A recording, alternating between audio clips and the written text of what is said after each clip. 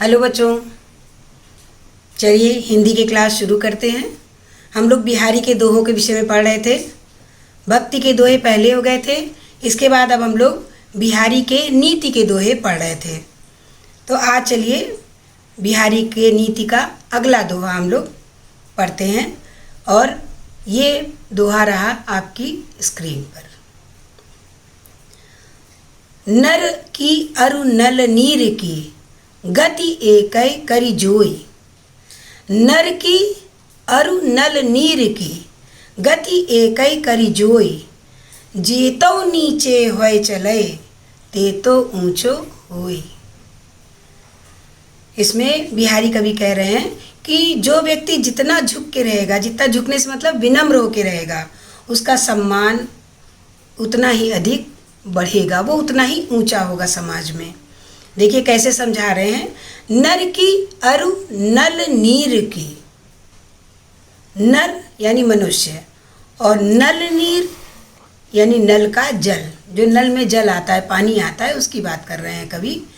नर की अरु नल नीर की, मनुष्य की और नल के जल की गति एकै करी जोई। दोनों की गति एक जैसी होती है। किसकी किसकी? मनुष्य की और नल के जल की, नल के नीर की। नर की अरु नल नीर की गति एकै करी जोई। जेतो नीचे होय चले, जेतो नीचो होय चले ते तो ऊंचे होय। जितना वो नीचे रहेगा उतना ही वो ऊंचा उठेगा। इसका शाब्दिक अर्थ जो है ये है कि जेतो नीचे होए चलो, जितना नीचे रहेगा उतना ही वो ऊंचा उठेगा। नल के लिए इसका अर्थ ये होगा कि नल जितना नीचे लगेगा उसमें पानी और अधिक वेग से आएगा, ज़्यादा आएगा, तेजी से। अगर नल ऊंचा होगा तो उसमें पानी उतने वेग से नहीं आ पाएगा, लेकिन अगर नल नीचा है तो पानी उसमें बहुत वेग से आएगा। ये अर्थ इसका शाब्दिक अर्थ है। और मनुष्य के अर्थ में लगेगा कि जो मनुष्य जितना ही झुक के चलेगा, जितना ही विनम्र होगा, उतना ही उसका सम्मान बढ़ेगा, समाज में उसकी इज्जत बढ़ेगी। नर की अरु नल नीर की गति एकै करी जोई। जेतो नीचो होय चले ते तो ऊंचे होय। कवि कह रहे हैं कि हर व्यक्ति को विनम्र होना चाहिए। उसके अंदर जो मनुष्यता के, इंसानियत के जो गुण हैं वो होने चाहिए। और कोई अगर उसके अंदर कोई खास विशेषता है, कोई खास चीज़ है, कोई खास गुण है, तो भी व्यक्ति को अहंकार, घमंड ये नहीं करना चाहिए। व्यक्ति को हर स्थिति में विनम्र होके ही रहना चाहिए। बात आपको समझ में आ गया है बच्चों। अब इसके काव्यगत सौंदर्य के बारे में आपको बताते हैं। इसमें इस दोहे में रस शांत रस है, छंद दोहा छंद है और अलंकार इसमें जो प्रयुक्त हुआ है बच्चों, इसमें नल नीर, नल नीर, न शब्द की आवृत्ति हुई है ना, तो यहाँ पर अनुप्रास अलंकार है। और नर की अरु नल नीर की, यहाँ पर दो चीज़ों में समानता दिखाई गई है। किसमें किसमें? मनुष्य में और नल के जल में। तो जहाँ समानता दिखाई जाती है बच्चों, वहाँ पर उपमा अलंकार होता है। तो यहाँ पर उपमा अलंकार है। भाषा बिहारी की भाषा ब्रज भाषा है, आप सब जानते हैं, और शैली उनकी मुक्तक शैली है। तो इस तरह बच्चों ये आपका भावार्थ हुआ और इसके बाद आपका ये काव्यगत सौंदर्य हमने आपको बता दिया। समझ में आपको जरूर आ गया होगा। अब हम अगले दोहे का भावार्थ आपको बताने जा रहे हैं और अगला दोहा आपकी स्क्रीन पर ये है। बढ़त बढ़त संपत्ति सलुलु मन सरोज बढ़ी जाए। घटत घटत सुन फिर घटे बरु समूल कुमलाए। यहाँ पर बिहारी कवि कह रहे हैं कि हमको अपने जीवन में अपनी ज़रूरतों के हिसाब से ही इच्छाएं रखनी चाहिए। बहुत ज़्यादा इच्छाएं हमें अपनी नहीं बढ़ानी चाहिए। देखिए अब क्या उसमें बता रहे हैं दोहे में। बढ़त बढ़त संपत्ति सलूल, संपत्ति रूपी जल के बढ़ने से, सलील माने होता है जल, बढ़त बढ़त संपत्ति सलिलु, संपत्ति रूपी जल के बढ़ने से मन सरोज बढ़ जाए। क्या बढ़ जाता है? मन सरोज। सरोज माने कमल। हमारा मन रूपी जो कमल है वो बढ़ जाता है। जैसे जल है, अगर जल बढ़ता है तो कमल भी बढ़ जाता है, उसकी नाल बढ़ जाती है। बढ़त बढ़त संपत्ति सलिल मन सरोज बढ़ी जाए। पहले इसको आप कमल के अर्थ में समझिए कि अगर पानी ज़्यादा है तो कमल की नाल बढ़ जाती है। ऐसे ही अगर संपत्ति ज़्यादा है व्यक्ति के पास, धन ज़्यादा है उसके पास, तो उसकी इच्छाएं उसी हिसाब से बढ़ती चली जाती हैं। बढ़त बढ़त संपत्ति सलिल मन सरोज बढ़ी जाए। घटत घटत सुन फिर घटे। लेकिन अगर घट जाता है जल, पहले आप कमल के अर्थ में समझ लीजिए कि अगर जल घट जाता है किसी वजह से उस तालाब में, उस सरोवर में जहाँ कमल खिला है, तो जल के कम हो जाने पर घटत घटत सुन फिर घटे बरु समूल कुमलाए। जल के कम हो जाने पर कमल छोटा नहीं होगा, बल्कि बरु समूल कुमलाए, बल्कि पूरा पूरा जड़ सहित वो कुमला जाएगा। इसी का उदाहरण देते हुए कवि कह रहे हैं कि जिस तरह कमल का अगर जल कम हो गया तो कमल, ये नहीं कि अगर जल कम हो गया तो कमल भी छोटा हो जाए, ऐसा नहीं होगा, बल्कि वो पूरा जड़ से समाप्त हो जाएगा, नष्ट हो जाएगा, खत्म हो जाएगा।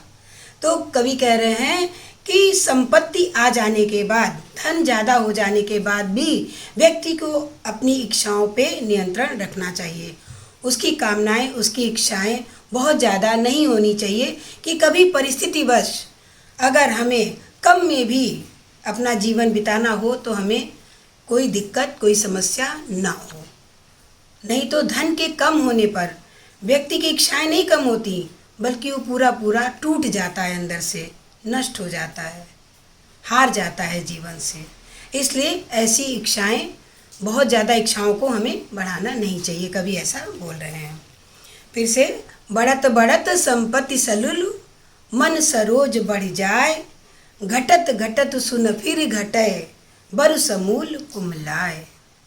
भावार्थ समझ में आ गया होगा बच्चों आपको। अब इसकी काव्यगत विशेषताएं हम आपको बताने जा रहे हैं।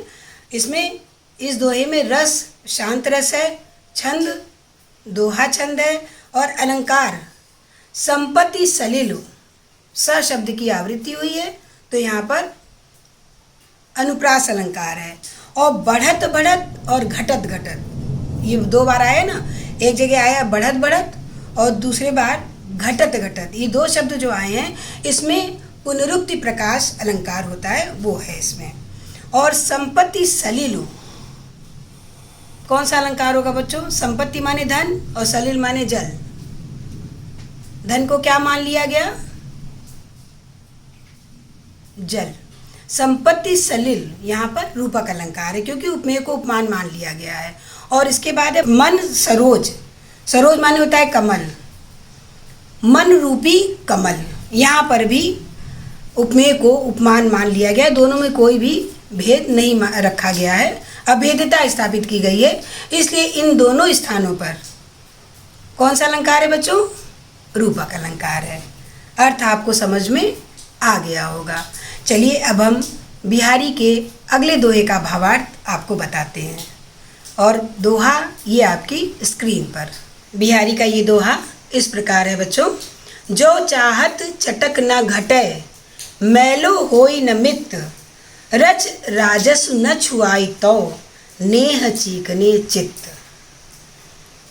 अब यहाँ पर कवि बिहारी कह रहे हैं कि मित्र की मित्रता कम ना हो, इसके लिए हमेशा हमें ध्यान रखना चाहिए कि हमारे अंदर किसी भी तरह का घमंड नहीं आना चाहिए, कोई अहंकार नहीं आना चाहिए।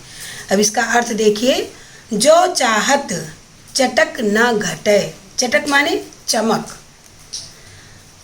जो चाहत चटक न घटे, उसकी चमक न घटे। अगर चाहते हैं, जो चाहत चटक न घटे, अगर चाहते हैं कि चटक ना, उसकी चमक कम ना हो, मैलो होई न मित्र, मित्रता मैली ना हो, मित्रता जो मैत्री भाव है वो कम ना हो, रज राजसु न छुआई तो नेह चीकने चित्त।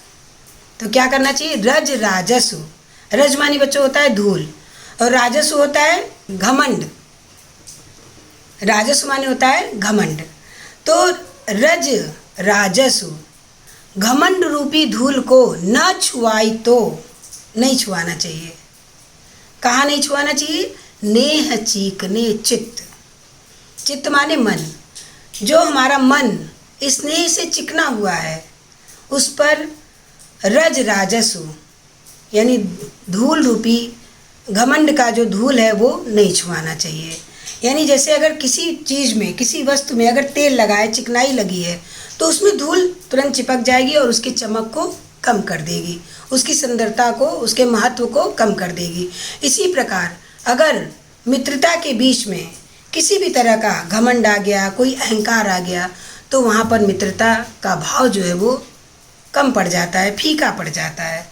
तो इसलिए कवि कह रहे हैं कि कभी भी मैत्री भाव के बीच में घमंड या अहंकार नहीं आना चाहिए। अर्थ आपको समझ में आ गया होगा बच्चों। अब इसका काव्यगत सौंदर्य आपको बता रहे हैं। काव्यगत सौंदर्य में रस, शांत रस, छंद, दोहा छंद और अलंकार है। इसमें चाहत चटक, च शब्द की आवृत्ति हुई है, तो यहाँ पर अनुप्रास अलंकार है। और रज राजसु, यहाँ पर रस शब्द की आवृत्ति हुई है, तो यहाँ पर भी अनुप्रास अलंकार है। भाषा बिहारी की ब्रज भाषा है, आप सब लोग जानते हैं, और शैली इनकी मुक्तक शैली है। तो बच्चों इस तरह ये इस दोहे का भावार्थ आपको समझ में आ गया होगा। बिहारी के नीति के बाकी दोहों के साथ अगले वीडियो में मिलते हैं। स्वस्थ रहिए, खुश रहिए। बहुत सारी शुभकामना।